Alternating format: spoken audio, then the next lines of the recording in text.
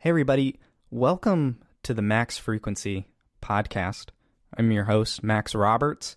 And as you may have heard in the trailer summary episode previously, this is a new project for me on maxfrequency.net, and I'm trying things out. And for the very first episode, I'm super excited to have longtime friend and longtime podcast host, Peter Spezia, with me. How's it going, Peter? Hey, Max. How are you? I am well. I'm super excited about this, about talking to you. There's a lot going on in 2021. We're already almost a quarter of the way through it. We're in March. We've got those memes going on where, we're thinking about March 2020 still, and then 2021, it's right up on us. We've got the video game industry impacted by COVID delays. We have, still the news starting to trickle out, whether it's Nintendo Directs or things like that. So it's an interesting time. Yeah. How has your 2021 gone so far? Well, I'm healthy. I think first and foremost, that's the most important part. I hope everyone listening out there is also healthy, whether they're lining up vaccines, whether through their work or whatever. I mean, hope, fingers crossed, that the United States at least can get through it, slowest of all throughout the world. But that aside, life is good. I'm engaged, so that's great on the personal news front, and just very, very happy on that front. Still playing games, still like to talk about games, podcasting. It's a busy time keeping work and everything balanced, but pandemic aside, very good. Awesome. And congratulations for the third time, but actually with my voice this time. I'm so excited for the both of you. I appreciate that. Thank you. She just wrapped up Hades, right? So for the past year or so, as things got more and more serious, she had played games on the phone, I think, like many people do, but had some exposure to console games overall in college, but not the kind to sit down with the controller. And so it's been a delight for me to see her over the relationship. We each learn new things from each other. It's what you do in relationships, right? Mm-hmm. But one of her biggest things is learning about console games and the game industry and how to play games with a console. And it was an interesting challenge for me to, figure out how to approach this slowly and, kind of introduce to the controller. So I think the first game I showed her for her to try playing was, since it was late 2019, it would have been Sayonara Wild Hearts. Okay, yeah. And that, just you have the left analog stick and you have one button, whether it's A on Xbox, was it B on Switch? But we played it on PlayStation 4, so it'd be the X button, the cross button. And so one button on the face and then one analog stick, and short enough, honestly, so you're not feeling too overwhelmed by the length of the game. So from there, it's gone to, it was, Life is Strange, kind of learning about the camera in a, consequence-free sort of environment. You're not trying to fend off enemies. It's a low, laid-back, narrative-driven environment. And then, it's Assassin's Creed. She loves history, so diving into that has been fascinating. And she watched me play 2. She then played Brotherhood and really picked up and ran with it. And now it's Hades. I'm so impressed, and it's really interesting to see, from a way of learning about games in this pandemic quarantine environment. It's been really cool to see. Is what Assassin's Creed is her favorite? Her favorite, I think. Oh gosh, has she played all of them yet? Have we gone through the whole thing? She hasn't played all of them yet. She hit a point in 3 where she didn't like how slow it started, and then you're restarting then with Connor, and it was a no-go. Didn't get on to Black Flag or anything like that. So then went into Origins, kind of the newer stuff, because there's an interest with the Witcher Netflix series to eventually try that game. She saw me play a bit of that. So eventually it's well, here's Assassin's Creed kind of mixed with that Witcher style. I think she really enjoyed Origins, and then just also she finished Odyssey recently, a full completion of Odyssey. So, yeah, I think like she mentioned that she likes 2 and how like she's mentioned how like if 2 ever gets like a full proper remake, not just a remaster in the Ezio trilogy, Right, like, that'd be the dream. But I feel like she's liked whether it's Brotherhood, and she wasn't too hot on Revelations.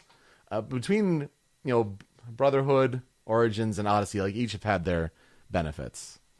Yeah, I'm still a big Brotherhood fan myself, but Black Flag was actually a turning off point for me, which is, I know I'm in the minority on that one, but I was not a fan of the ship controls, and I felt like I didn't. So basically, you won't see me play Skull and Bones whenever that comes out. I mean, if that is ever going to be a thing, yeah, along with the TV show.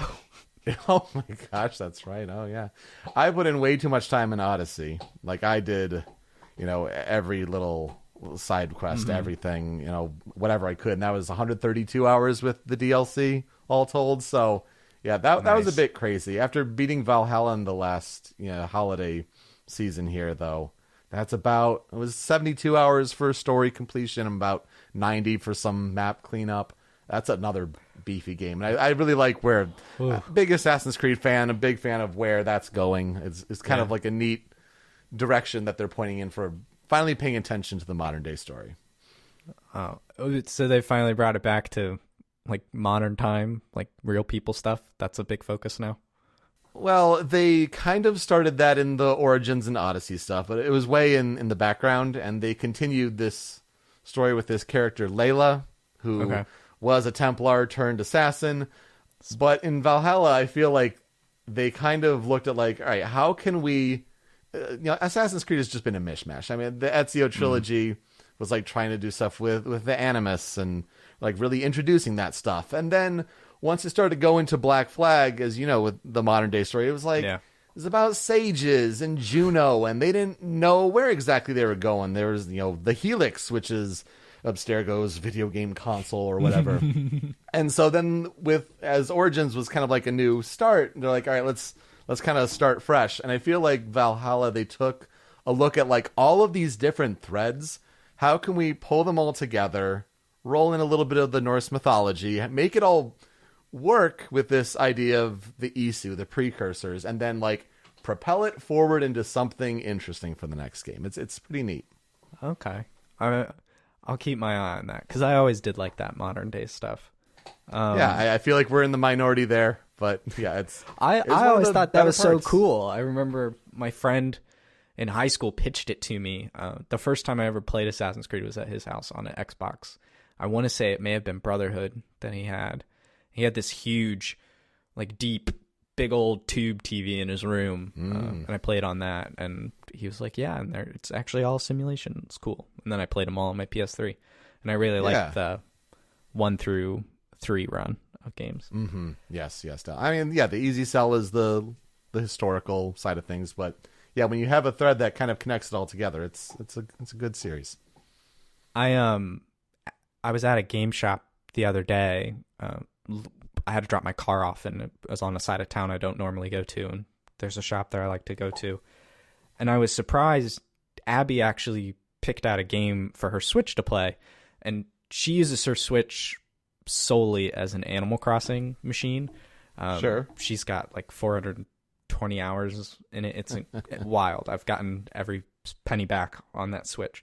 And she grew up playing The Sims 2 on her computer. She still has every expansion, because the DLC for The Sims came on discs back in the day, I guess. Oh, right. Yeah. So they have a tub full of that. But so she's kind of been that sort of just very casual design and make and those kind of games.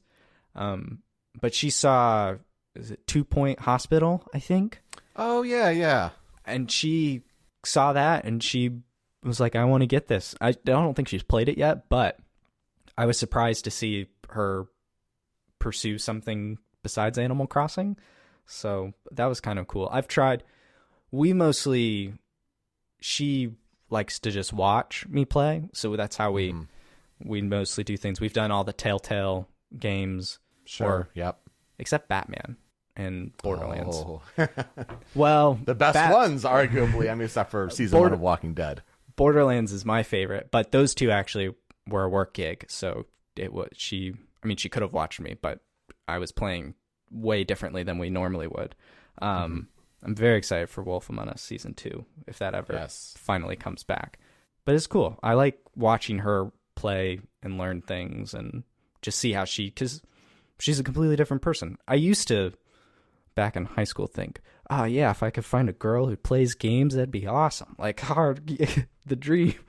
And I love watching her play Animal Crossing, and her being so into it has kept me like on the beat of it, knowing like I pay way more attention to Animal Crossing news than I ever would normally. And it's fun to see her get so excited. I love watching her discover her own things and stuff that she likes. It's funny you mentioned that. I was thinking about that whole like outdated, do you call it immature way of thinking? Like, yes, I want immature. a gamer girl when That's so like, immature. No, and it's like I would much rather like you have the right person, the person that is the one for you. But it's so rewarding to like learn new things for each other. Yeah. She's like making earrings. She does a lot of crafty stuff, and the stuff she makes blows my mind. I'm like, I would never be able to do this stuff. Yeah, it's so and cool. that's amazing. And especially as you said, like if they try to like branch into a new genre or like try something new in that field, that you're like, that's more rewarding than just saying, oh well, yeah, just she plays games. So I'm right there with you. Like it's super rewarding and heartwarming, and it makes everybody closer together. I'm curious, has Megan played Pokemon yet? She has. Yeah, and I feel like that was another one of our early games, like while controls were simple. We did Fire Red.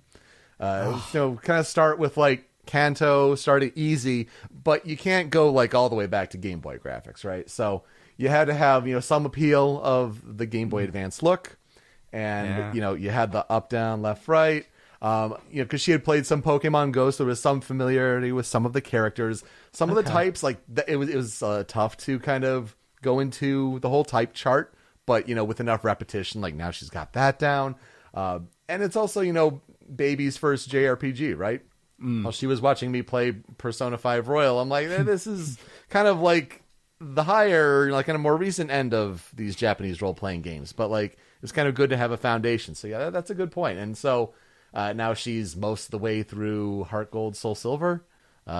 She did play and beat Sword. So like after she beat Fire Red, it's like, well, now let's see where Pokemon is currently. And so, because she has a Switch Lite as well. So yeah, so she's also digged into some Pokemon.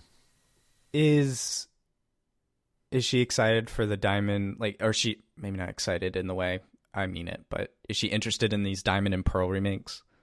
I think she'll get there, especially as she's like going through the generations. Because it sounds like she's going in rough order. I mean, remakes, but yeah.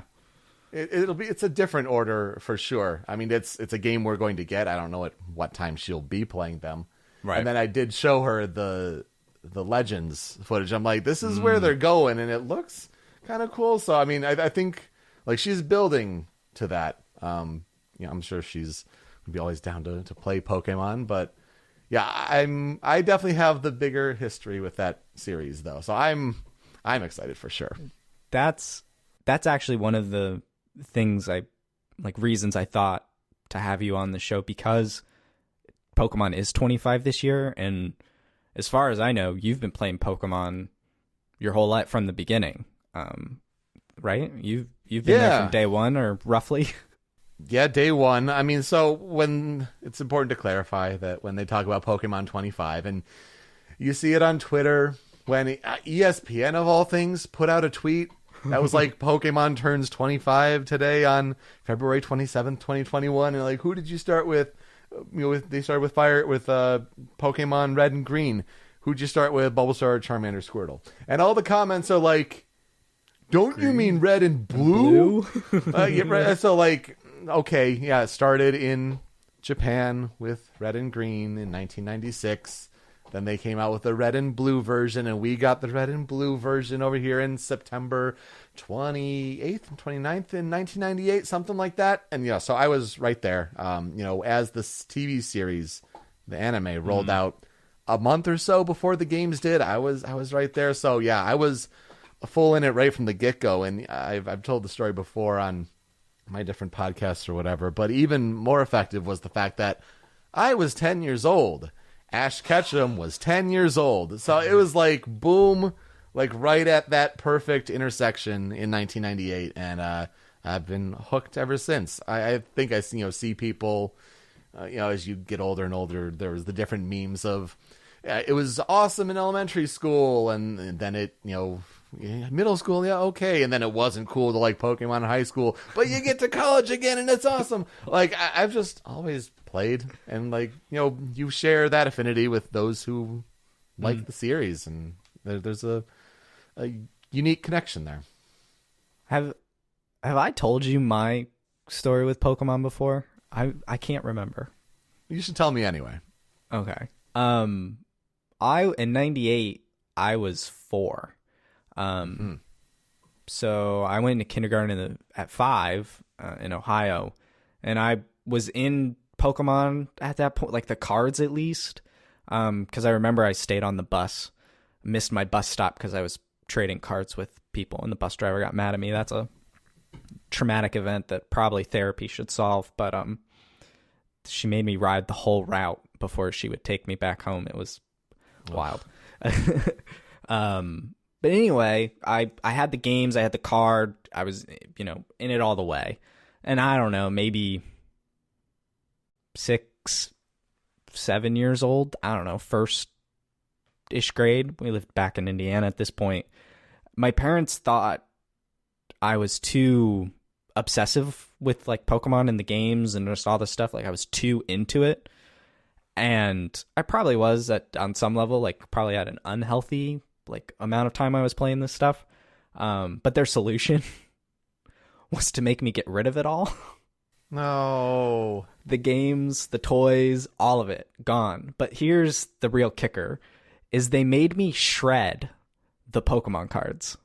Like more therapy. Yeah, nice. Oh, it's like, we joke about it now. It is super funny. Like the hatchet has been buried a long time ago. But the cards just made me put them in the paper shredder. Hurts. And so now that Pokemon cards are going for hundreds of thousands of dollars, and I've always been a person who kind of like is meticulous about just keeping my things in really good condition, I send them news articles about, Charizard going for $300,000. I'm like, see? Yep. We could have been wealthy. No, absolutely. Oh gosh, that's awful. I mean, I had like an egg timer to, you can only play Game Boy in like 45 minutes a day, and we'll keep track. That sounds awesome. I didn't come back to Pokemon until Diamond and Pearl. I was 13 at the time. Okay. So I spent a ton of time in Diamond and Platinum. So I'm really excited about these because, like, in a weird way, Diamond is my first. It like feels like my first Pokemon game, even though I played Blue. I actually remember before we moved, I bought Blue from a friend for $5, and I didn't tell my parents so that they wouldn't make me throw it away. Wow. So I still have that. And I used to be the kid. So like with Diamond, at 13, I made PowerPoints or keynotes to like show I was old enough to play these things and do these things. I did it with Pokemon, with Zelda. I couldn't play Zelda as a kid. And Metal Gear Solid. And I believe we were on a show one time because I remember I said something like, my parents won't let me get it because it's rated M, and you mentioned Eva, and it would be Eva's fault. I just left her out of the keynote at that point. I just said, and it's rated M for partial nudity because of Raiden. Look at him running around. Eva was a secret. Oh, I feel you with the making the PowerPoint. So I had to do that for a GameCube. It was like our first game console in the home. So like, I definitely had to make the pitch there. You're right. Yeah. So when Blue was released on the 3DS Virtual Console, and I was like, I don't remember how old I was. I was between 18 and 20. Like, I'm in college. I decided to make a PowerPoint, and I still have it. And I put on this Ash Ketchum hat and like put on the TV in the living room and like just leaned into it real hard. It was awesome. And my mom, That's adorable. My mom still cracks up. One of the slides says like there's no witches and devils in it, and she thinks that's the funniest thing because I couldn't play Zelda because there's a witch in Link's Awakening. My parents really had no idea what they were doing, and they have since fully apologized and admitted that. And it's, like I said, it's funny now. But it's like it's like that preacher who goes like, why? And he's talking about the Pokemon and they evolve. Yeah, that's, oh boy. Yeah, I should show you the PowerPoint later sometime. I think it's pretty classic. So Pokemon had this big direct. It's 25 years old in Japan. I want to talk about, we can talk about the whole direct, but that opening 5 minutes, they did this like walk through Pokemon history, and like that hit me. And clearly I missed like arguably the golden years of Pokemon, no pun intended, with Gold and Silver, and then Sapphire and Ruby and Emerald. I mean, I missed that period. I don't have a love, an affiliation for that time. But I don't know, seeing everything in order over time and just seeing how the games, the TV, the cards, the merchandise, the people, like over 25, it just hit me. And like when Pokemon Go came up, it just took me back to when that game came out and everyone was playing Pokemon Go. I worked at Chick-fil-A. We'd end our shift at 11 o'clock at night and we'd walk around the shopping center till like 1 a.m. playing Pokemon. Like, how did that hit you as someone who has been playing, from 98 on? I mean, you've played them all. Yeah, it was magical. Granted, I don't know how they could have done it any shorter, but it did run a little long. And especially when, the certain anime popped up. It's like, well, yeah, they did different series of anime, and I get why you mentioned it, but it's like, we're in a new generation. There's the anime segment. It did make me realize, some things I missed. I was about 90%. Like, I was in that, but like e-reader, no, not necessarily. No. Certain things that were Japan only, no, not really. But yeah, just it's amazing because Pokemon is the largest media property in the world. Period, bar none. Like, they've got the income data, the revenue data to back that up, and to have that documented so well over that amount of time, it shows you, it makes you feel old. That's for sure. But it shows you like where it's been. We've talked on different podcasts I've been on where there was nothing like Pokemania, and there has never been anything like Pokemania ever since.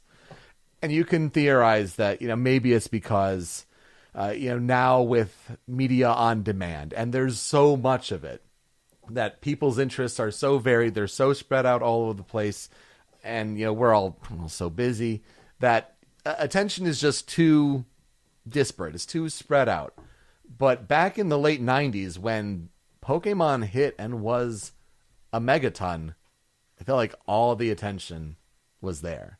And I know it feels like for me that like that was the pinnacle of, that kind of hype and attention and cultural consciousness. When Pikachu as a character is up there with Mario and Santa Claus and Mickey Mouse, like that is serious cultural cachet. So I think it's amazing to see like where it's been and just how it's continued. The whole strategy of you keep marketing your base games to the next generation of children so that they grow up and they're continuing loyal customers. I mean, brilliant.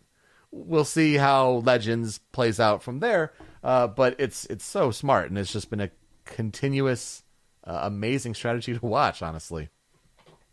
It blows my mind. I actually, I looked up like what Platinum and Diamond are going for just like loose, because I traded those to GameStop for probably $30 or something, because Pokemon games retain their value.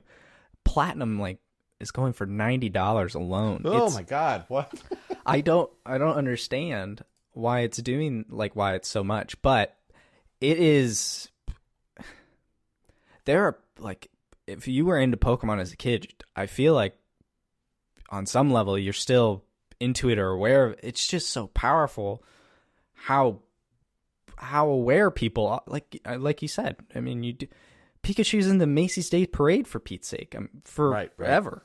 People know what a Pikachu is, you know, or a Charizard. Like, it's iconic and powerful, and it has this staying power that's insane.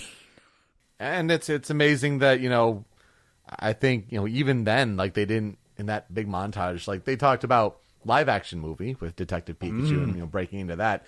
They didn't talk about all the anime movies that, like, they have 20 plus of them now. Like, it's wild. Like, there's so many opportunities, and they just only, you know, glance over merchandise.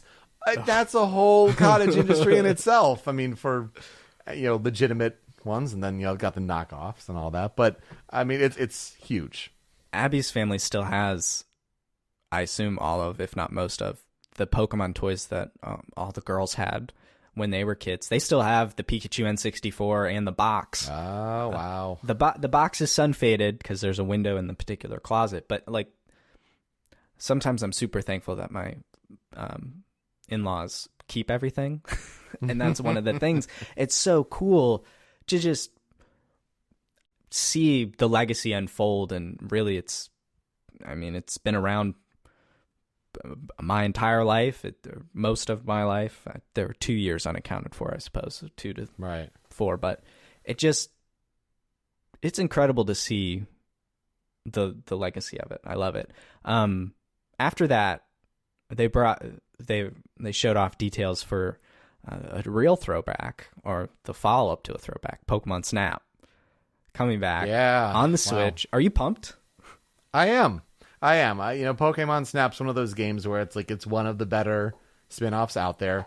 The big hang-up was always that it's too short, especially once you know what you're doing. I mean, there's 63 Pokemon in that game.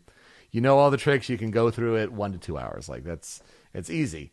But there were also a lot of Nintendo 64 limitations. So if you're looking off at, you know, the different levels that are going to be in this one, all the generations of Pokemon that they're bringing in, it seems like the foundations are still there with how do you lure Pokemon. You know, I hope that the sensing of, you know, camera artistic vision is still there, you know, kind of intact, because for the Nintendo 64 version, it was all about, is the Pokemon in the center? Well, what if you want it just to skew a little bit, just for an artistic look? No, you lost that ×2 bonus. So I hope that, you know, the AI, the program is a little better this time around.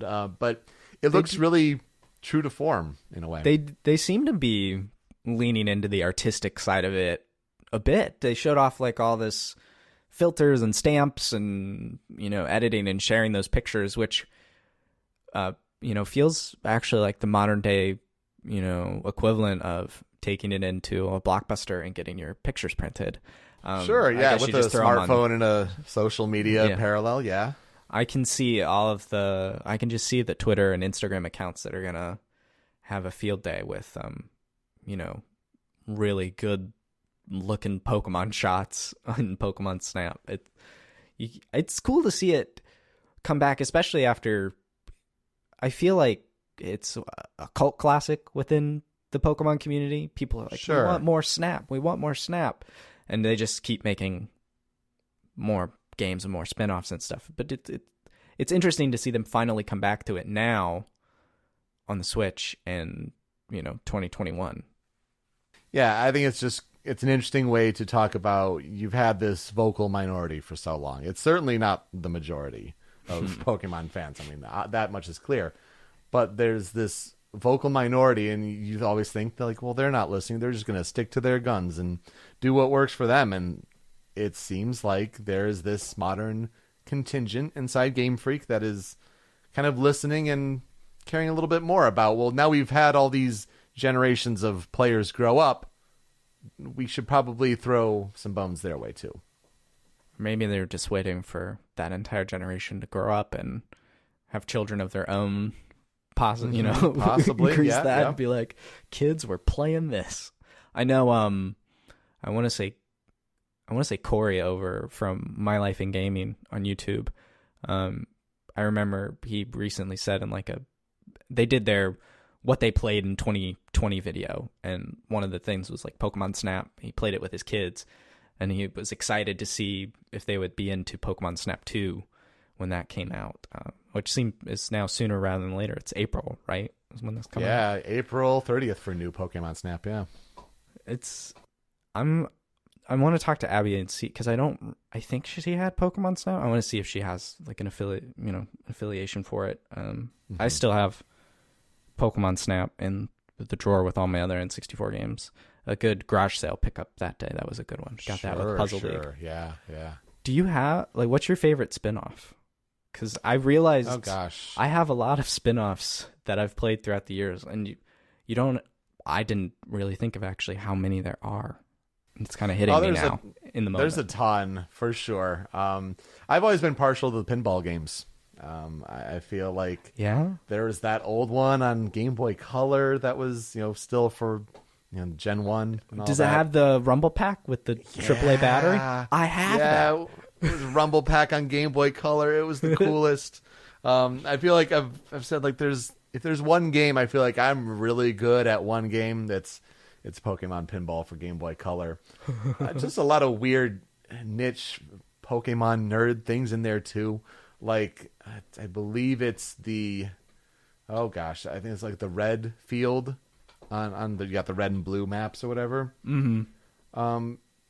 Like just different little music cues in that game. Like I'm kind of blanking on the accuracy of it, but there's a music track in that game where it's the instrumental version of the very first anime opening in Japan, the Pokemon Geto Daze. So it's like, oh, this just little melody that here in America, okay, it's a fun little Game Boy. It's like, no, that's like actually means something. Like when it's coming from Japan, just cool little stuff like that. I've been a big fan of also, how they integrate Panel Dupon into Pokemon Puzzle League on N64, Puzzle Challenge on Game Boy Color. That's a neat little spin-off. Learned from the podcast over at Smasher Pieces that because of all the anime integration and all the 4Kids anime lines, whatever, Pokemon Puzzle League on N64 was a game that only came out in the West. That was not a game that came out in Japan. So little interesting things like that. Yeah, so I mean, there are just a ton of them. I don't think I ever got to playing Troze or Ranger or Mystery Dungeon, unfortunately, but a lot of the older spin-offs were definitely my jam. Back when Diamond was coming out, my return to Pokemon, as it were, Ranger was coming out, and so was Mystery Dungeon. And I had Ranger because it was the only way at the time to get a Manaphy in Diamond. Yeah, I was like, I want that, so I did that. And then I played Blue Rescue Team on the DS. And then Explorers in Time was the sequel that I played. I hadn't played anything since then. I loved in Blue, if you had Red, you could use a DS and the GBA slot to do trades on one system. Neat. I thought that was so cool that you could do that. I've always wanted to pick up a copy of Red and actually do it, but I've got a DS cart for Explorers in Time, and I've heard that's the best Mystery Dungeon game, and that was the one I enjoyed the most out of those. I think lately I've been thinking of Mario as well, because last year was his 35th, and I was thinking of all the different Mario games kind of out, and I remember that he always does basketball and golf and all these different things, and he was even in Dance Dance Revolution. I was rewatching old Nintendo E3s maybe a week or two ago, and Dance Dance Revolution Mario was announced. It's like, oh my gosh, he's finally coming to Dance Dance, and people were clapping in the crowd. It's awesome.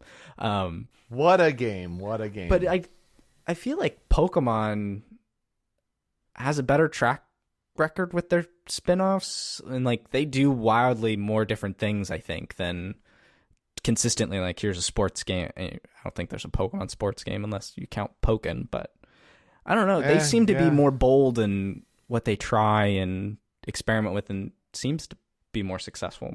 Maybe I'm wildly wrong on that. No, I think you're right. Like, they try all sorts of genres. Even when you look at something like Pokemon Conquest, when it's like channeling the whole like Nobunaga's ambition, and you're making it like a Fire Emblem like strategy game, but with Pokemon. Like, they really try bold things. Isn't there a MOBA from who isn't Riot behind it in some capacity? Or am I thinking of someone else? Tencent is working on it. It's Pokemon Unite. They announced it at a direct. I think it was early last year. It's still not out. They're working on it. But yeah, they're going into the MOBA space. They announced something like Pokemon Sleep a couple years ago, and we don't bat an eye. They're like, okay, they're going to try this thing. Sure. I'm a big. I've been sleep tracking for years with an alarm on my phone, and I'm just saying I'd be down to try Pokemon sleep tracking, see how that goes. Get a little Snorlax action going. If what my wife says is true, that might be pretty accurate. So, they do all sorts of crazy stuff. Is it possible to, through like all the services and trading, is it possible to get Pokemon from like blue and red to modern day? Because I know there's like a certain cutoff point, but through Pokebank and like trading through the Game Boy to the DS or something, do you know, like how far back can people actually bring their Pokemon? If I remember correctly, the only way to go back and do Gen 1, Gen 2 all the way up is through the 3DS Virtual Console. Because once you bring it into bank, like I think they had some way. See, because those Pokemon, let's push up the glasses and get a little nerdy. In Gen 1 and Gen 2, their stats were calculated differently. Right. They didn't have all of the stats. So there was some way with these transfers into bank that they were able to convert it up, calculate it up, so to speak. You can't get, Mons off of a Pokemon Blue cartridge from Game Boy. Like, they're unfortunately stuck there. I think there is a way you can go from Gen 3 up, because you're putting the Game Boy Advance carts into your DS. You're doing all that, going Pal Park, I think, in Gen 4 and all that. The Dream World in Gen 5, and it goes from there. But I think there is a way to do Gen 1 and 2. It's just those have to be on Virtual Console. I wonder, because I went recently on like a homebrew kick on my 3DS and my Wii U and GameCube and stuff, because my goal has been backing up. I went on this big kick of backing up all my games and my save data and stuff, and I started thinking like, oh, this is going to go away and die. I need to digitize it and back it up. It's really cool to see your GameCube save data on your computer. I don't know if you've ever. Yeah, sure. It's great. My Melee save will live on, but I know at least on like the Wii U, I'm able to do this with DS games, but I can take my actual save from the game and put it on the Virtual Console. I wonder. This is a Google rabbit hole. If you could take the save off your cartridge and inject it into the 3DS Virtual Console version. There's some theorizing that could be possible. Oh my gosh. I'm sure people, because the Pokemon community is hardcore. Oh, undoubtedly. I remember you were tweeting the day of the Direct or something, and I don't remember exactly what you're saying, but along the lines of you were not looking forward to the negative hot takes from the diehard. What is the deal with that, man? Why can't people just enjoy things? And there were some people who I think rightly so said you described every fandom, and yes, fair, but the Pokemon community in the last couple of years were making the big stink about the national decks. And why didn't we have every single Pokemon ever created into Sword and Shield? Why did it take DLC to bring only some of them into it? And I feel like, you see similar parallels with another fandom that I'm, deeply involved in, or I have been at least for years, Super Smash Brothers. As these downloadable content options open, and call it a selfishness, call it an immaturity, call it, the anonymity on the internet allows you to just spew whatever. There's a toxicity there that isn't necessarily present in other video game fandoms. I don't know.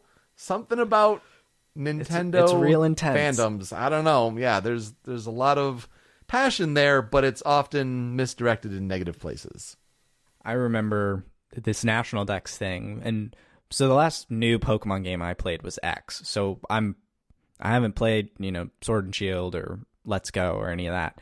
But, you hear this stuff all the time and it bubbles up. But I have a friend, he's younger than me. He was a teenager at the time and huge Pokemon fan. Plays all the games, hundreds of hours, does hardcore shiny hunting, the real way. Doesn't use, was it Pokesov and cheating and all. Yep. He's into Pokemon. And he was just like, they're just taking the 3DS models and putting them in the game. There's no new work. They're just ripping us off, really mad and upset. Taking those YouTube hot take talking points and spitting them back out. That's, yeah. Mm-hmm. And I'm trying, and I'm out of touch with the scene, but I'm like, this stuff is hard. Like, game development is hard. And they have supported, are they over 1,000 yet? I mean, hundreds, 900 Pokemon. I don't know. 9,000 Pokemon supported, detailed, updated, modeled for years, for 25 years. I mean, the fact that Pokemon in the first game are still characters that are playable and loved and sought after in new games is insane, just from that perspective, and that they've maintained that kind of support. It almost feels like it comes from a place of entitlement, but we don't really own, I don't know, man. People gotta let them make games, and it's hard. In the Switch, there's a lot of Pokemon, man. Do you need them all? Maybe, I don't know. Gotta catch them all is in. So doing the quick look up, Calyrex, who was the legendary that was with the Frozen Tundra DLC for Sword and Shield, makes 898. So I doubt Legends may have new Pokemon, but it's set in the past. I mean, they'll be over 900 within the next few years, or 1,000 within the few years. Yeah, 1,000 Yeah. Holy cow, the 1,000th Pokemon's going to be wild. Whatever I'm sure I would think they have that already planned out in some capacity. But then it even gets to, with the fandom, and we got to find something to get up in arms about, for better or for worse. Let me ask you, Max. For Brilliant Diamond and Shining Pearl, for it to revisit, the games that brought you back into Pokemon, this chibi art style. I love it. I like it too, and I think it looks exactly like the game. Yes, and I think that's an interesting way of looking at it, is that it looks as if we remember it. Now, granted, I did see different takes where I think there is some fairness to talk about how Pokemon kind of painted themselves in a tough position by not promising anything, but by repeating the pattern of, well, we're going to remake Gen 1 inside the Ruby, Sapphire, Emerald. It's going to look like Gen 3. We're going to remake Gen 2 inside Diamond and Pearl. It's going to Heart Gold Soul Silver looks like Gen 4. For Omega Ruby, Alpha Sapphire, we're going to take the Ruby, Sapphire, Gen 3 games. We're going to put it into X and Y. It's going to look like Gen 6. And they're taking the battle system of Sword and Shield here for Generation 8 when they're remaking Gen 4. But yeah, this new look for this new development team that's getting some assistance from Game Freak while they work on this new take of Legends. I think it looks great. I think, it looks just as if we remember it.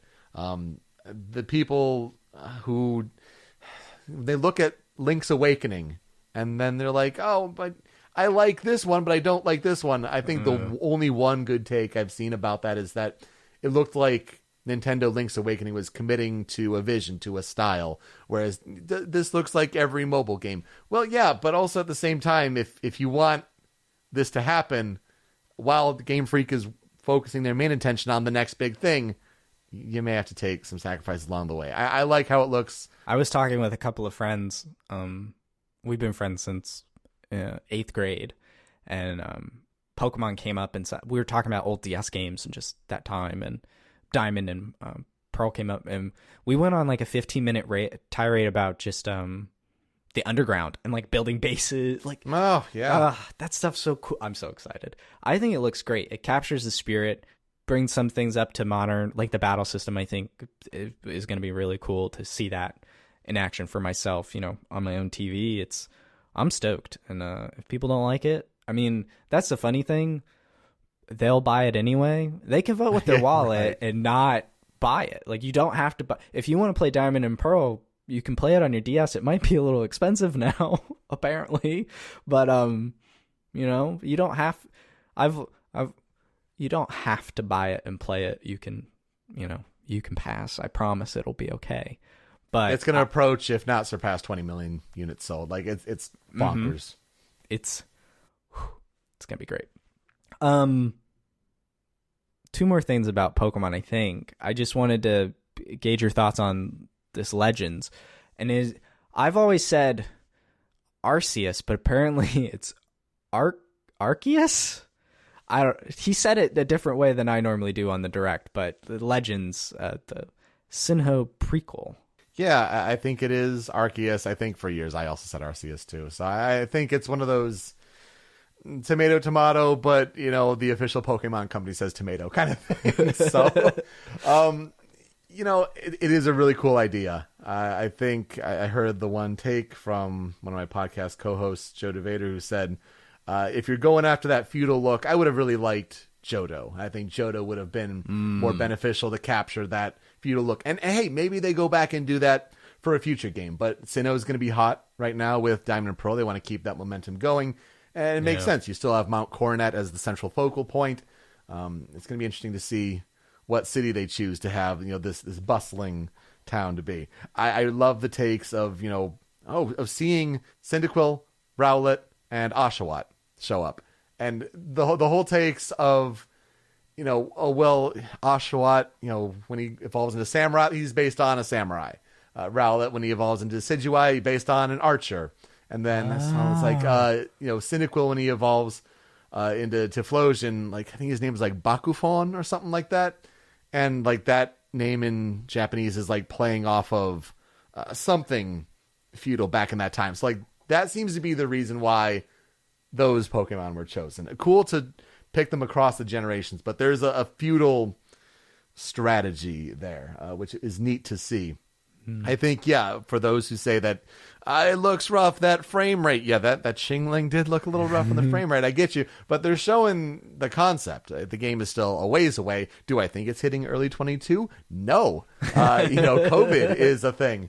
I think it's very optimistic to try to hit that so close back to back with Holiday 21 for Diamond and Pearl, and then early 22. I'm not buying that. So, I mean, take the time.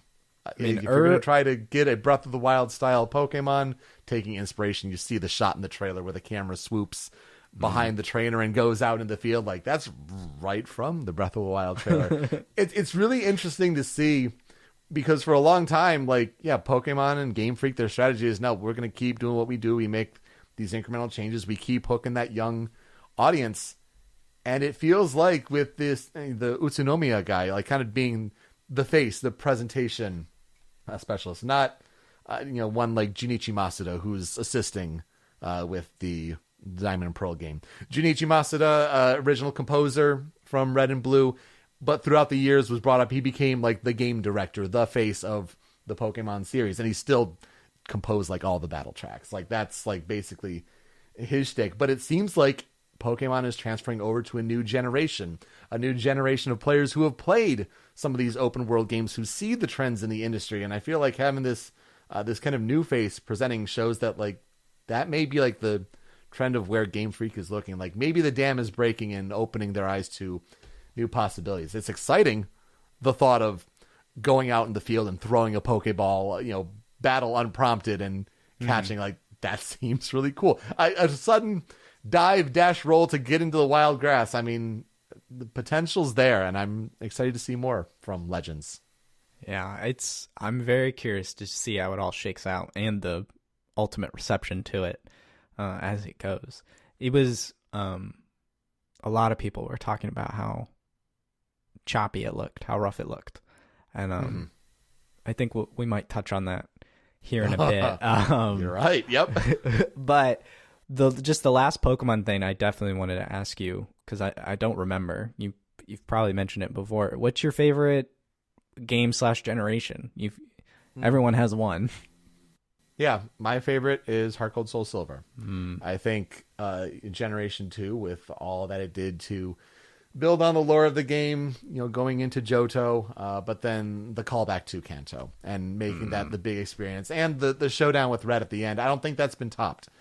People talk, well, Pokemon Rainbow, the open world Pokemon where you can go to whatever generation you want in an MMO. It's pipe dreaming, right? But yeah. I feel like everyone who comes up with those big fantasies is just really trying to recapture what Gold and Silver did. And, Satoru Iwata, the genius at the time, to make that all work on the cartridge. Or cartridge. Right? Oh. But Generation 4 was such a huge step up. For the battling. The simple fact of splitting physical and special attacks beyond just, all fire types are special, all fire type attacks are special, and, all normal attacks are physical, or things like that. No, it was based on the move. Whatever the move is, does it make more sense for it to be a physical attack or a special attack? Go from there. Different stats come into play. That Gen 4, that was a big break and really shifted that. And so the remake of Gold and Silver there in Gen 4 with Heart Gold Soul Silver, that's my personal favorite. That is also an expensive Pokemon game. That one, yes. Oh my gosh, with the Pokewalker. Whew. I've basically recently learned is no matter what, I should have been buying all of the Pokemon games and just keeping them sealed, because apparently it's a gold mine. Wild. It's insane. Out of all of the 3 Pokemon games I've played, I'd have to say Diamond, but that's pretty easy given my history with the series. I wanted to touch on the Smash Brothers stuff, because in this Direct, the Nintendo Direct that they had before the Pokemon Direct, 2 Directs back to back. What is this? 2016, 17? They announced the next Smash fighter, whose names I don't remember, but they are from Xenoblade. Yes, it'd be Pyra and Mithra, Thank you. The sword, the Aegis sword, essentially. The spirit in the sword. They're not really sword users. I don't know. It's the personification of the sword, yeah. Xenoblade's getting more representation, so Shulk isn't the only one in there. And I think now we have 2 DLC characters left. Is that correct? We got 2 more left in Fighter Pass 2. Do you think Fighter Pass 2 is the last Fighter Pass? I hope for Masahiro's Sakurai's sake that yes, it is. Because if they pass it off to Bandai Namco, some internal team, it just won't have the same. Smash Brothers DLC is special because of the face that Sakurai puts on it, all the love, care, knowledge that he puts into, how much he knows about each franchise, all the research he's done, whether it's personal knowledge or what he's done on the side, all of the love and care that goes into each DLC character. I think it's not going to be the same if it's just an internal Bandai Namco team. Let's make Fighter Pass 3 just for more money. No, I think you need the love and care for Sakurai there. And, for Smash Brothers Ultimate, once you start adding all these different franchises and licenses, it's got to be the last Smash game, right? Even if you port it to a future system. I was going to say, how do you top this? How do you top the moment when they reveal Ultimate and you see Snake and it clicks? It's like everyone is here. How you can't. What do you do? The next Smash Ultimate 2, you just everyone's still here. You can't. It's an all-time you can't moment. Go high. Yeah, I don't think you can get any higher. So you just got to think about if you port it to other future Nintendo systems and make sure everyone's along for the ride there. But let Masahiro Sakurai rest. The man needs a vacation. And just watching him play against himself with one-handed on 2 Pro controllers is just. And he has hand injuries, wrist injuries. The man is battles insane. it out. Yeah. He's so. he's a crazy, crazy man. I'm so thankful for him. But the Smash community, I'm definitely more in touch with the Smash community. Good gracious, they're mean. Oh, yeah. No, it's another case of, like, they can't take, one win for themselves. Like, really, there was not one character revealed that you're happy with. It didn't have to be a dream character. You didn't have to be holding out hope for Geno from Super Mario RPG to pin all your hopes on that. I was only holding out for Geno because of the Brawl days. Yeah, sure. Just the old leagues. But, like, come on, guys. We've got over 80 characters now. Like, it's insane. It's incredible. It's incredible. And Sephiroth, they actually got Square to come back and say yes. Yeah, what? That was incredible. I mean, yeah, so I think it's another case of, is it just Nintendo fans? There's a certain selfishness in that. Yeah, I think people need to understand, like, take your win, even if it's not a character that doesn't mean much for you. I played a little bit of Xenoblade 2. So I am generally aware of who Pyra and Myth are. Like, they're not the characters I wanted in the game. You see YouTubers like Alpha Red, and you just, bless his heart. So happy for him. Like, pegged that one a long time ago in his wish list. But, you just take solace in, the characters that have been revealed already. And someone out there is beaming with joy at these reveals. Sakurai is not catering only specifically to you. Well, speaking of catering, I've talked with Logan Moore, and he thinks Waluigi is going to be one of the last two, to finally, like, just Sakurai will do it for the meme, which I think would be pretty incredible. But my pipe dream, so to speak, like, the only thing I think that could top Cloud, because the order of, like, reveals was Sonic, Snake, like, just how'd you do this, and then Cloud. Like, how do you top Cloud? And Sephiroth is close, if not equal, or whatever. Like, Sakurai, do it. Put Goku in the game. Like, come on. Like, that's the only thing that would blow my mind, I think. I can't think of anyone else that would just utterly shock me to be included in the game. Yeah, you're pulling from my co-host from my Show Me Your News podcast days. Boy, oh boy. Yeah, Goku talks.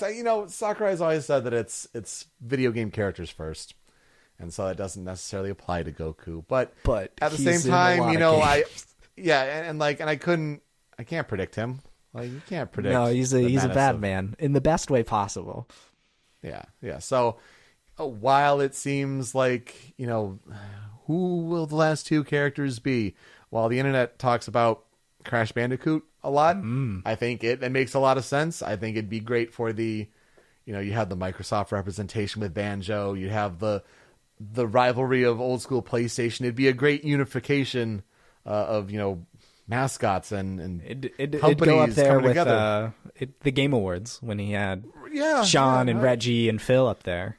Exactly. And I think, even though Activision owns Crash Bandicoot, yep. But just for Sakurai's big on video game history, I think that would be great, but I'm not going to say that that's a sure thing. No. So it is tough to guess. I mean, do you think, does Sakurai with, say, like, the first person shooter genre, and, like, do we go all the way back to the Doom guy because of how important that is? Is there a way that he can tone him down to still get that E10 plus rating? Like, it's hard to say. I think at this point I got Joker from Persona 5, I got Banjo from Banjo-Kazooie. Like, I'm over the moon with those two. Like, I can't ask for anything more. Like, I can't be needy and asking for that. I mean, would Professor Layton be great? Yeah, absolutely. But I'm not going to be like, Sakurai, where's my puzzle solving top hat man? Like, Oh, the Banjo amiibo comes out end of this month. I'm excited about that. Like, that's crazy. And the fact that all the characters still, like, have been revealed and will be revealed are also going to get amiibo.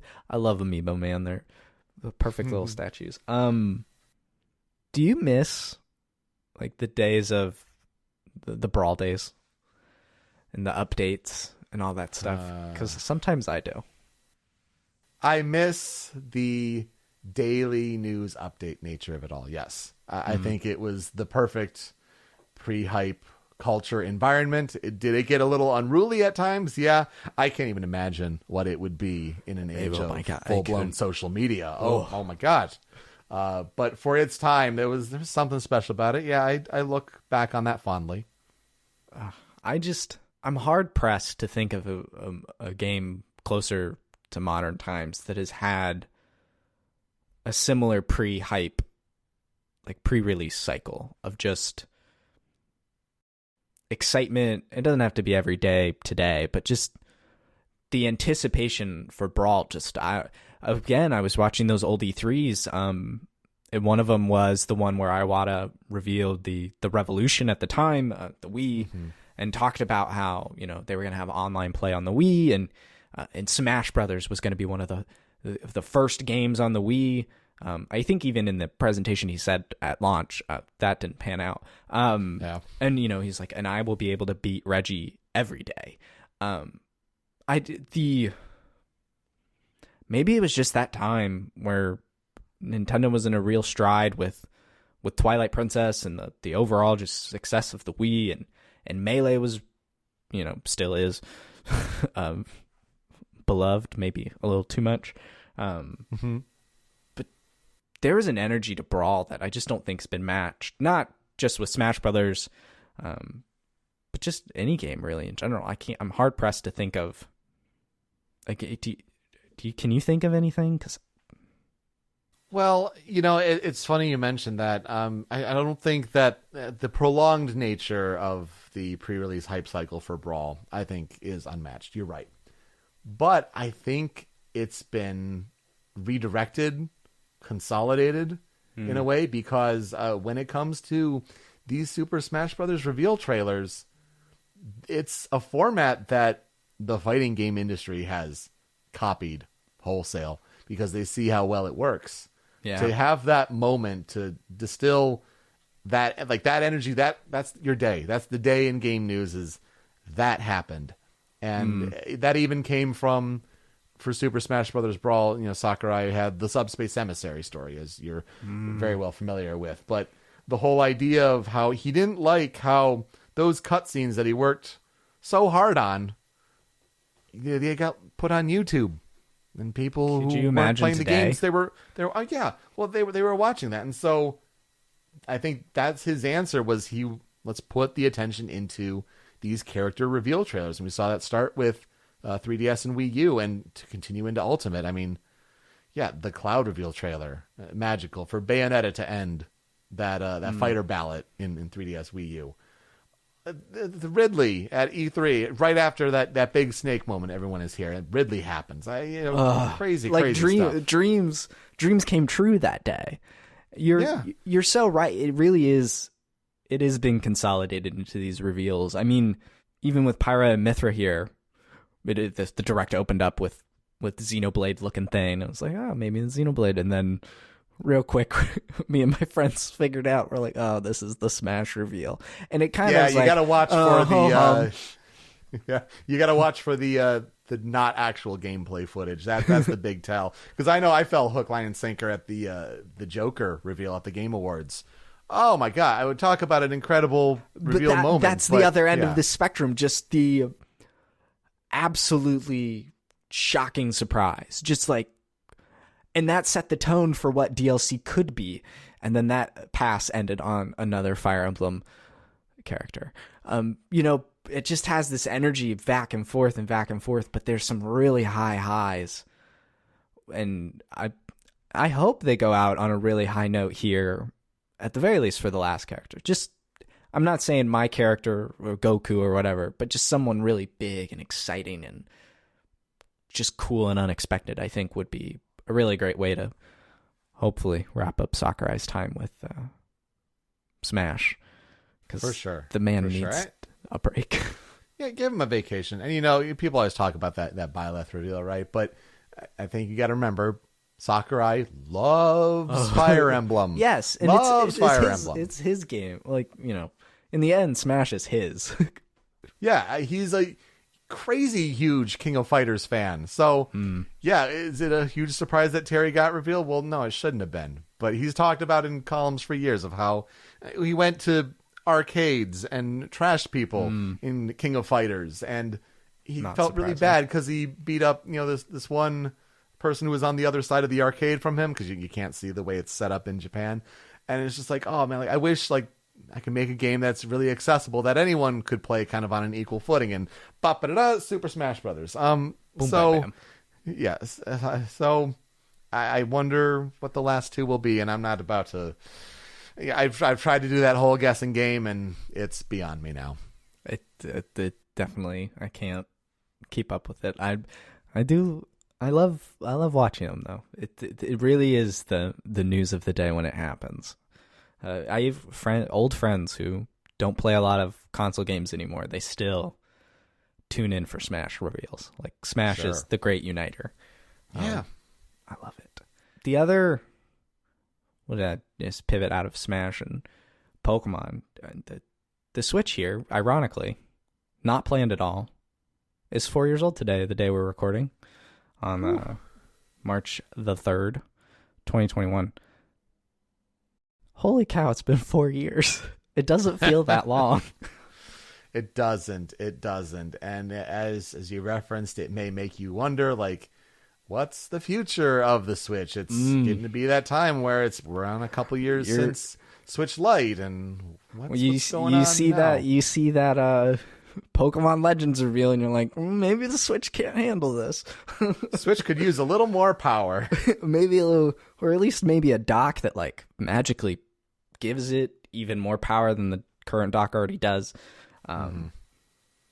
Yeah, man, it's 4 years. It's essentially past 80 million units, 79.87 million units in 4 years. It's on track this year to beat the Wii, which was 101 million units. It's actually in line with the DS. I looked up the DS sales numbers, like year to date of when things were being sold, and between 4 and 5 years of the DS's life cycle, it had been around 80 million units. So it's on track with the DS, which ended its 10-year run at 154 million. And that was with the DS, the Lite, and the XL, I think. I don't know if they threw the DSi. Did they throw the DSi in for? They do. Yeah. Okay. Yeah, I think so. I still have my DSi. It's back there. I mean, it's insane. Like the Switch is selling like bananas. I don't. Well, and what a time to look back at 2017, though, to think that. I know it's only so many years ago, but maybe some people have forgotten that Nintendo was at that point with the Wii U that, like, they're not dead, but if they make a wrong step, they may be in trouble. Like they'd have the cash and all to stay a little bit of afloat, but they really needed a winner, and boy, do they. Yeah, I think Reggie said recently in an interview that the Switch was a make it or break it kind of console for them. Yeah. It's absolutely. I love the Switch. I've been playing it actually quite a bit lately. It's so rumors of a Switch Pro have been around for, I feel like 2 years. Like half of its life already has been, when are we getting this upgrade? And there were a lot of rumors early last year. I thought there was enough smoke there that I thought the fire was going to reveal itself, but mum's the word. I think they're going to continue writing it now, and I actually don't think they will release a Switch Pro or whatever an upgrade to the Switch this year. I think that's next year. What do you think is the future here? I feel like you're right. There was enough smoke there when you're talking about like NVIDIA chips and things like that, and you keep an eye on that because that's the partner for Switch, right? I feel like there was enough smoke to maybe think that in a normal world, end of this year could have been possible. I think, COVID pushes that back. I think, one's coming. You kind of have to keep up, especially with these big next-gen boxes and how they're loading games faster than ever, and they're pushing those specs like crazy. But Nintendo's got the juice going right now with the idea of, for some people, the dock is the solution. For some people, taking it only on the go, handheld, is the solution. Like it works, but you're gonna have to find the solution of how do you continue that sort of console base going.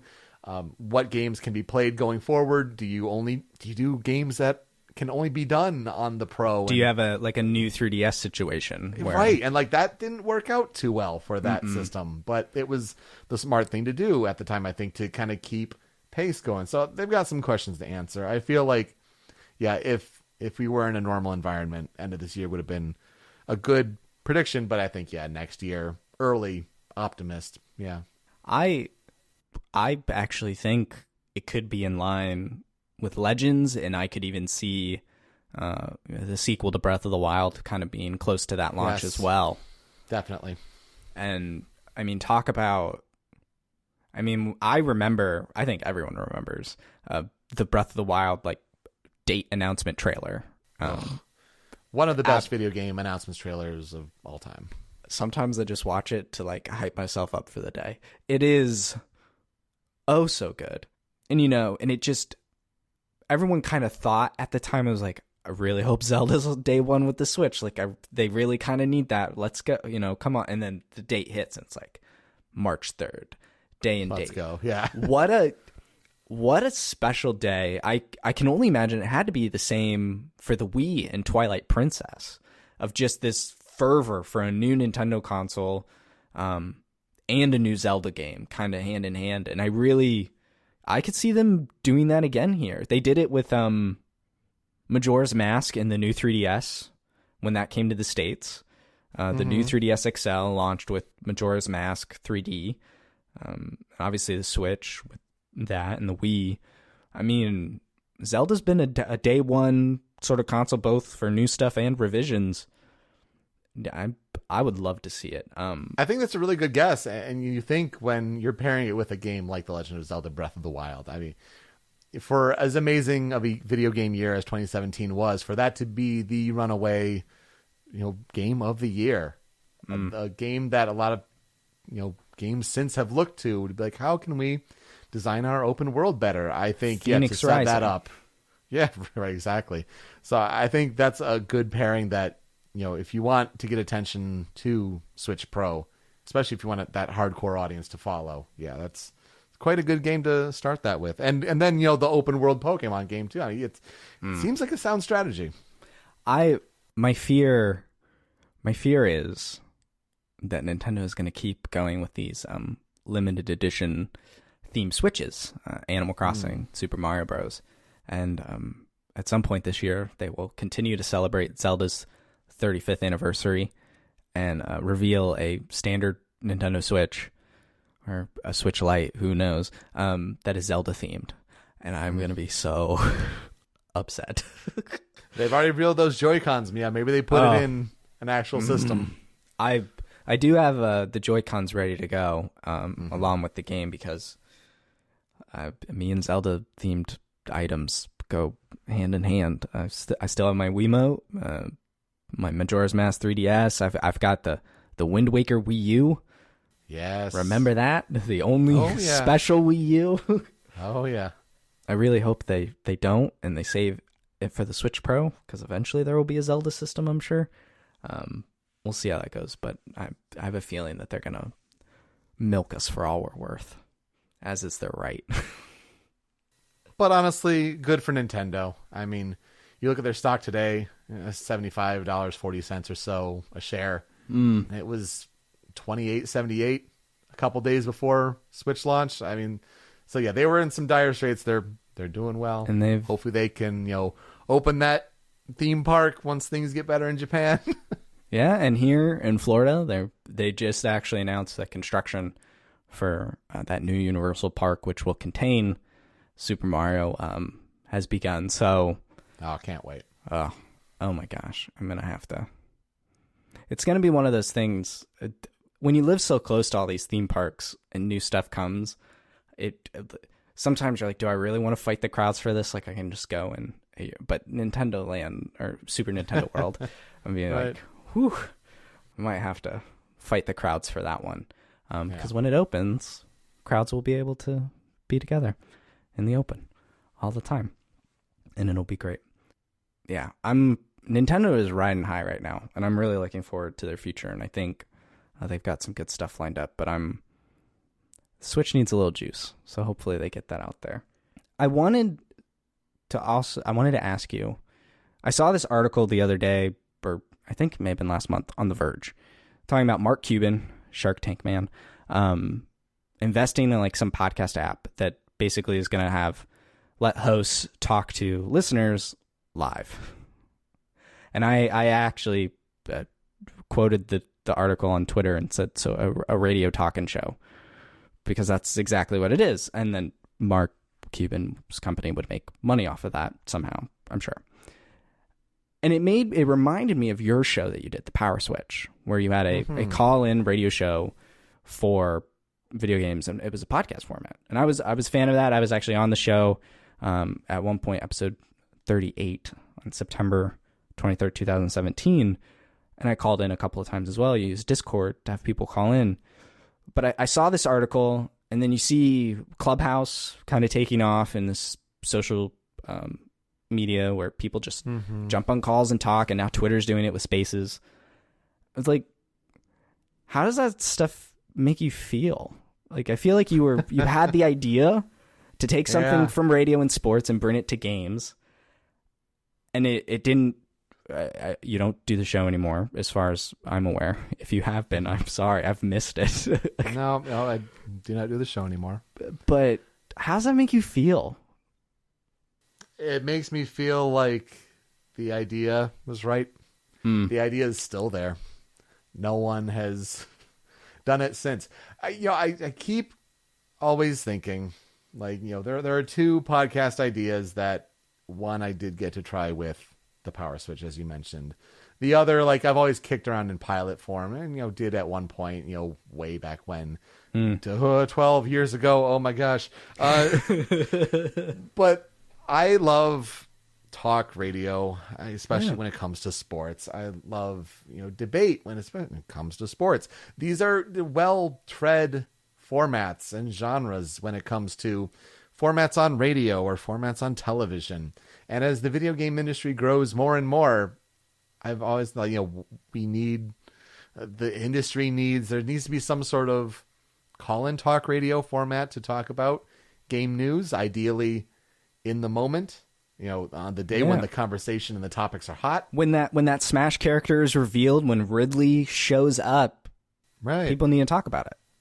Yeah. And so there's that, but I'm a big sucker. Love, pardon the interruption. And so the less than half hour debate format of the day, week, whatever format you want to do that in, it's so digestible in podcast format. It just takes the right host, the right combination. Like, it's been ideas that have just always stuck with me. And so when I see these different formats pop up with Mark Cuban and Clubhouse and Spaces and Jeff Keighley trying to do something on Spaces, things like that, it makes me think like there's promise there, but it's going to be some time before someone else takes up and runs with the idea to a success that, like, I envisioned and hoped originally. The tough thing is, like, in an age where internet marketing yourself is at an all-time difficult high, it's so trying and so tedious, and it's tough, but to get that audience kind of devoted there. And so how do you grow that audience? I feel like when I was doing that Power Switch show, one of the toughest moments I had doing that was, let's try to do some episodes live on Twitch, right? Twitch is the audience there. And, if, they call into that, that podcast or talk shows or whatever, they had a channel and they'd see something like that, maybe that'll get their attention, help grow the audience of people who are passionate and know Discord and can maybe talk about, the game news in a productive way. And, had, trolls come across one of my live shows and they called in, and it hurt. That sucked. To have just to be kind of shell shocked by that, and I feel like that's the big challenge, honestly, when it comes to that kind of. You need someone to, kind of screen the calls and moderate. There was, moderate it. There was a way I was trying to do that at the time, and it worked well for a smaller audience, but it didn't have the idea to if it ever scaled big, right? Right. So even then, this Fireside app, the one Cuban is investing in, like I feel like they still have to launch it first of all. Like right. It's still in development, it's in beta.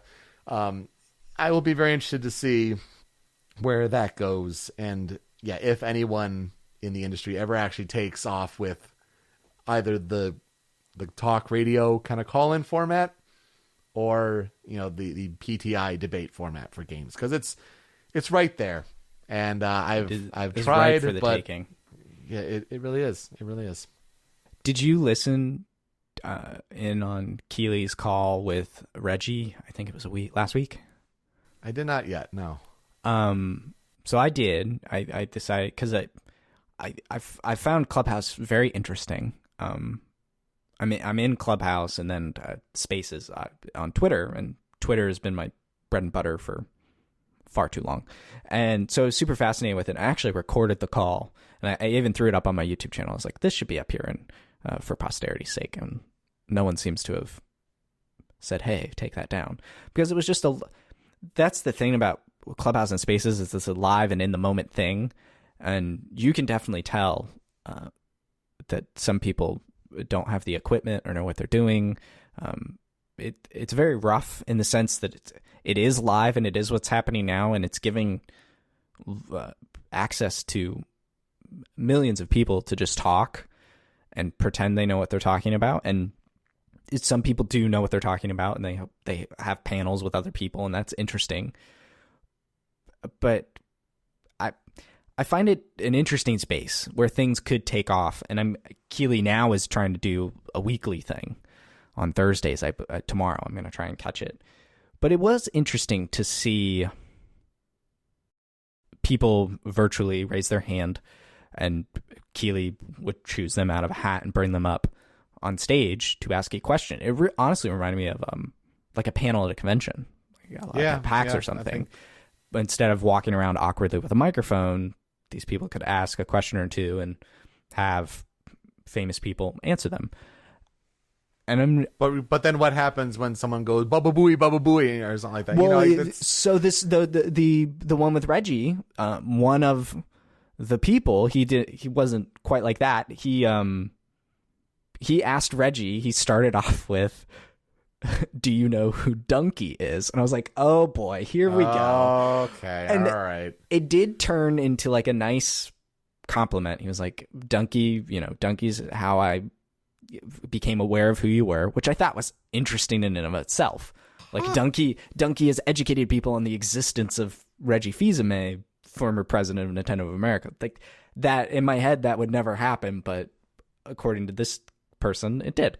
And he thanked him for that and was like, I watch what you do and I think it's great. And then he suggested that Reggie follow Donkey on Twitter, which again kind of leaned back into the joke. It was lighthearted. It could have derailed really hard, but thankfully it didn't. And that's the part where I don't quite know how this could grow and for games in that sense. I don't know. It's interesting. It's very experimental right now, but I think back to you in the Power Switch and was like, but we already tried that, didn't we? And it feels like that because I was involved with you in your community and like I was aware of it, but sure, it's the scale of it. And the other thing about like Clubhouse in particular, and Twitter to an extent, is like Clubhouse, there's not a brand, like you can't have a brand account on Clubhouse, so to speak. Like you can't have the IGN Clubhouse channel, like who's talking for that, who represents that brand. And on Twitter, there are brands obviously on Twitter, but again, if IGN hosted a space, so many names to keep track of, if they hosted that, like who is representing that account, so to speak, it's better to have individuals, which I think is why Jeff doing it and bringing someone on, I think he's having Joseph Fares on tomorrow to talk about his new game, It Takes Two. Like that draws people in, but I don't know how you could have a brand do it. And so to me, that seems like a possible limit of growth for gaming. You need the personality, not so much the brand recognition. And if so, how do you draw that back to your site and not to the individuals hosting it? I don't know. It's fascinating times. For sure. And Jeff Keighley gives it legitimacy, for sure. Definitely has the audience to kind of grow and tap into that. And he's got the connections to bring in great guests. I think you can just call up Reggie. Right, exactly. So I think I'm at the point where like I'm more interested to see these kind of ideas work as show formats for the game industry, whereas in my younger years it would have been like, yeah, it should be, I can take the charge, I have the know-how, I can do this, I think I can talk it out and all that. But at this point it's just like, you know, the ideas are there, the technology is continuing to grow. It'll be interesting to see this kind of format be tested and tweaked and prodded and see where the flaws are and see if honestly the internet is ready for a positive, productive conversation. I don't know if the internet's ready to be positive, so much. Then maybe one can be curated. Let's say that. Definitely. We'll see how moderation tools and things like that are involved with Clubhouse and Spaces and Fireside whenever that decides to launch, and how that'll take a hold. I feel like a bunch of companies are trying to reinvent podcast and really like podcasting, like how it works, and Spotify and things like that. And it's like, well, podcasting's fine, but how do you reinvigorate the format of the show, not necessarily how you make money off the show or deliver the show. Yeah, it needs a breath of fresh air, but I don't know if it needs to be reinvented per se. Right. It needs to have a breath of the wild. Maybe. And speaking of Breath of the Wild from earlier, in the sweet reveal trailer about the launch date, music. You threw this in here because I don't remember this. Well, I didn't add this. It's just not that I didn't remember it. I know I didn't add it. You threw this in here. You do have a podcast now. You've been doing it for over 100 episodes. Original Soundchat, where you and Joe DeVader? Yep, Joe DeVader talk about two different video game soundtracks, composers, and really the kind of like the history and general information about the game. You've been doing that for 100 episodes. Tell me about that. Yeah, so I threw this in here because, I mean, at the end of the day, like, we get back down to plugs and who I am and when I'm here. So, like, yeah, this the show Original Soundchat. We've done this for more than 2 years. We've hit an episode every week since then, and like that's always daunting and kind of amazing that we've been doing that since then. But yeah, it's the idea that Joe and we each bring a game of our choosing to the show that we want to talk about, and it's all in a love of video game music. What are these soundtracks that we love, important game music that we'd like to talk about, or sometimes when people recommend games, we haven't played them, sometimes it takes some learning, some know-how, some research. So the gist of it is it's the people, stories, and the critical tracks behind the games. So I feel like if you're going to try to appeal to beyond an audience that lives and breathes games, there are going to be games that some people don't know about, or some people aren't too in tune with the game industry. So you kind of have to like open up the conversation of like what the game generally is. What are some of the basic, information about it? What is the game? Is it a 2D platformer? Is it a 3D open world action event? Things like that. But then you can kind of get into the nitty gritty, some of the development details, neat little trivia that you can pull out of it. Those are always really interesting to, doing these deep dives into interviews and old archives and, reading all that and kind of relay some of that information for those that do care a little more about games. And then you get to the soundtrack, and when it comes to the composer, first and foremost, like the main composer, because we then tie, an individual or a band or who's responsible for the music for the game, and then do research there. Some neat stuff that we come across there, like What instrument did they play growing up? What was their path to working in video game music? Now that we've reached, we're recording episode 111 this week. Once we get to that point and we, double up the composers, and we have talked about so many already, you start to hit a certain point where if you want to revisit certain game franchises or certain games, and you've already talked about the composer, well, now you're digging into, people who contributed other compositions to the game, or a vocalist, a musician who worked on the game. For example, Journey. We didn't cover Journey early on. We talked about Assassin's Creed Syndicate. It was a game I brought to the table, but that was the composer Austin Wintory. Well, Austin Wintory is primarily known for his work on Journey, but when we get to Journey eventually, Austin Wintory did all the music. Let's focus on Tina Guo, the cellist who is featured in the game's music. So, then she's got a career, a history, worked on so many different games. So it's a fascinating, deep dive. You learn something new every week. I think we certainly do during the show and working on it. And I feel like that's something that keeps us going for sure. I certainly did. So I listened to, at the time that we, scheduled our little show here, it was Metal Gear Solid 3 and No More Heroes. Yes. And first of all, Metal Gear Solid 3 is my favorite Metal Gear game, so it was the perfect kind of episode to really refresh myself on the show format and kind of just see where it is now 2 years later. And holy smokes, you blew my mind. First of all, no one knows who the voice of Eva is. I did not know this. And second of all, everyone thinks that it's Ariel from The Little Mermaid. Are you kidding me? Yeah. I showed... So, The Little Mermaid is Abby's favorite Disney princess movie.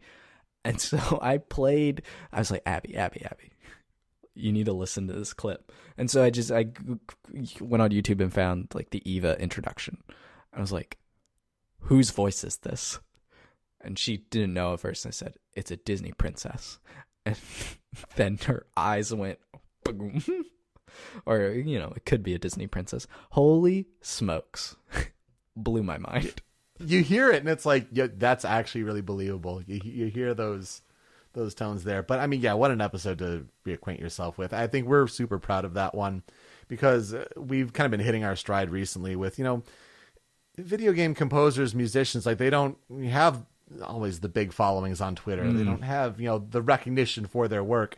And so trying to shout them out through the social media and promotion and all that good stuff, it's amazing some of the feedback we've received recently. And so for Metal Gear Solid 3, when we've talked about Norihiko Hibino, who did a lot of the music in that game. Harry Gregson Williams also gets a lot of the big name for the soundtrack. We talked about him for Metal Gear Solid 2. So those were kind of covered. We had those covered. Oh, the vocalist for Snake Eater. Well, it's a woman known with the name Cynthia Harrell. And what's her story? And my goodness, learning also, about... mind-blowing. Yeah, learning about her history and what she's gone throughout her career and the interaction she's had with Hideo Kojima. But then to reach out to her and to get the feedback from her of how she listened and it brought her to tears. Are you kidding me? It's one of these things where it's certain podcasts starting out, if you have only a certain audience where you may not pull in the big numbers and that's one thing. But when you get feedback like that, when we had our episode for Sonic Mania and Street Fighter Cross Mega Man, when we got feedback from both T. Lopes and Luke A. Rival Esquivel to say hey, you guys did your homework. Really nice job. This was great to hear. It's so rewarding and it makes the show kind of worth doing to Joe and me. So, we love talking about game music and game tracks and all that coming up. So definitely check out the show, Original Soundchat, on podcast services, wherever you go. That's where I am most visible, most audible, most often on the internet. So yeah. Audible works. You also wrote your favorite game soundtracks. So, well, yeah, I just didn't know if you had any certain game music soundtracks that really hit you, or that. Well, do you want to see covered on the show, or favorites that always stick out in your mind? I do. I listen. Video game music is like the reason I have a record player. I love my vinyl soundtracks and things like that. You collect the vinyls. I do. All right. I'm one of those people, but I try to get games like that I truly care about, like the music and the game itself. Sometimes I've bought stuff. I was gonna say sight unseen, but maybe I should say song unheard. Like I bought the Spider-Man PS4 soundtrack without hearing it first, but that panned out pretty good. Yeah, it did. It did. At least the swinging song where you're swinging around the city. I pivoted around to look at it. I have the Banjo-Kazooie one. From Abby bought that for me for Christmas one year. I have 3 of the 4 Shovel Knight soundtracks and the 4th on the way eventually. So I'll finally have all of Shovel Knight. And then Celeste. I listen to Celeste constantly. Yeah. Constantly. It's unhealthy probably. But this actually sparked another question in me. But maybe I should let you answer the question about your favorite game soundtracks first. Oh gosh, I mean, yeah, I think the Persona series. There are so many soundtracks. That's like quintessential. When I think of game music, I think of that first. I also think of, when it comes to Metal Gear, like there's the question of like, what game soundtrack do you want to be the music that plays in your life? And I think of Metal Gear Solid 2. Like that's just an amazing score. We talk about. Constantly, I feel like Joe and I talk about how Chrono Trigger is the one that we had the most difficult time picking our critical tracks. Like narrowing that down, like is just impossible. So many great stuff there. I think of Nier Automata. I think of Metal Gear Rising: Revengeance and its amazing boss fight themes. And one that I have coming up in several weeks that I'm bringing to Original Soundchat, Final Fantasy 15. Yoko Shimomura is just amazing. I mean, she crushes it everywhere. Amazing. But yeah, that one, I feel like not enough people talk about how great Final Fantasy 15's score is. So yeah, there are just so many great video game music soundtracks out there. So I just wanted to get a sense. We've also got Banjo-Kazooie coming up. Don't worry. That was one where it was like, we've talked about Grant Kirkhope already, and he did all the music. What are we doing? So we're kind of taking a little more creative route to pick someone new for that episode. But yeah, Banjo-Kazooie will be coming. You've seen more in touch with the music game scene than I am, but did you know that Yoko Shimomura did Partners in Time, like the Mario and Luigi games? Come on. Yeah. She's everywhere, and like it's amazing. Even going back to her original themes for Street Fighter 2. I mean, just a legend.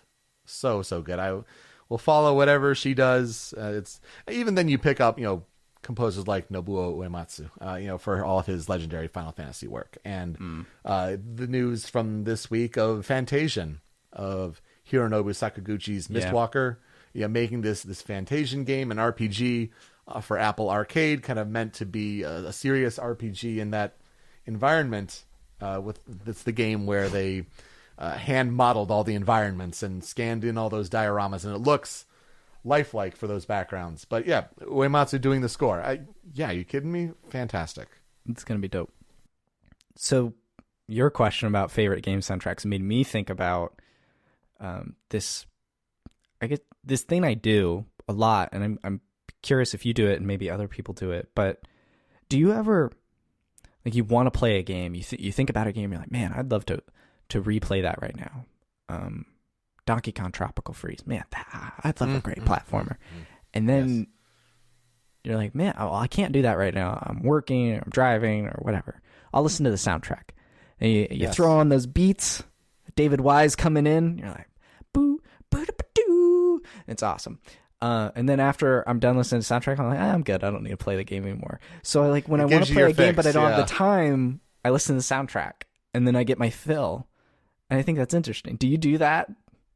Yeah, of course. And I think when I think of Metal Gear Rising: Revengeance, the game, it's okay. Some people definitely dig it, but it's not one I want to go back through just for those amazing boss moments. But yeah, you get those moments of those songs where it starts with the instrumental and then have the vocals kick in.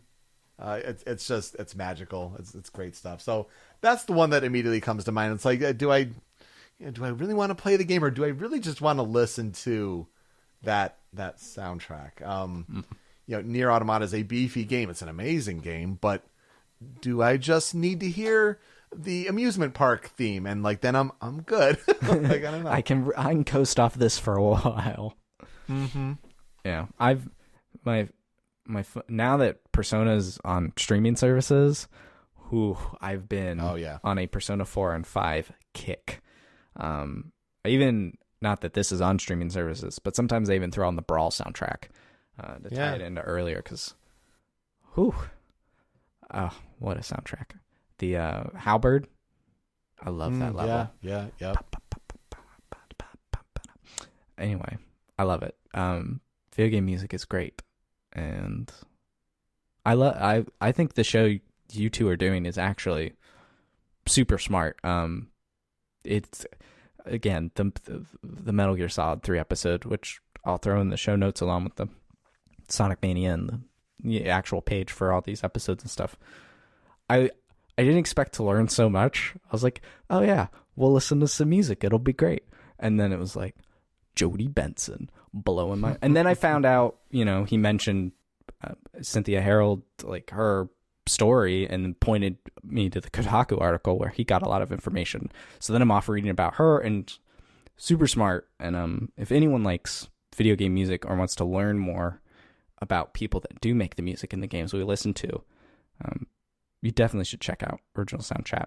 Thank you. Yeah, I appreciate that because it's, video game music is a passion, and tapping into that every week, it's always cool to discover new stuff. Where else people find you online? You're at Pete Speakeasy, right, on Twitter? Yep, I am at Pete Speakeasy on Twitter. That's probably the easiest place to reach out to me and say hey. Original Soundchat. That's the big thing. I also occasionally do some work for Nintendo World Report. So check out NintendoWorldReport.com and give them a follow on their social media. So cool, awesome. Thank you so much for joining me for this inaugural episode of this new podcast I'm trying out. So I really appreciate you taking time out of your Wednesday night to spend it with me. Thank you for asking me. It's an honor on my end as well, and it was good to talk to you. All right, thanks, man.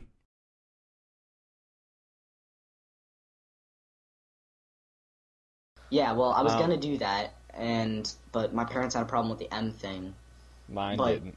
Hearing you have to shoot rubber duckies for life. Wait. No, this is just in touch.